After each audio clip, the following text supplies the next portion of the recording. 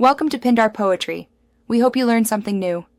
You begin by turning on monetization and linking AdSense so earnings can flow. Make sure you meet the 1,000 subscribers and 4,000 hours threshold. Next, check that channel features like memberships, super chat, and merch are enabled because they add revenue streams beyond ads. Once connected, open YouTube Studio and go to Analytics to gather baseline metrics, views, watch time, and impressions, because those numbers drive the next calculations. Now you pull the detailed metrics: total monthly views, estimated monetized playbacks, and average view duration. These tell you how many views actually generated ad auctions. Then calculate RPM by dividing estimated revenue by total views and multiplying by 1,000 to get dollars per 1,000 views.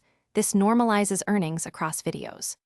Also break down revenue by ad earnings, YouTube Premium Share, and channel memberships or merch, so you can model realistic income per video and month. Finish by converting gross to net. Subtract YouTube's share, any network or agent fees, and set aside estimated taxes so you see the money you'll actually receive. To project monthly income, multiply RPM by monthly views divided by 1,000 and then add membership, merch, and sponsor revenue. Finally, reconcile with AdSense payment history and bank deposits. If totals don't match expected figures, clear cache. Recheck monetized playback filters, and verify AdSense account details as a primary troubleshooting tip. Thanks for watching.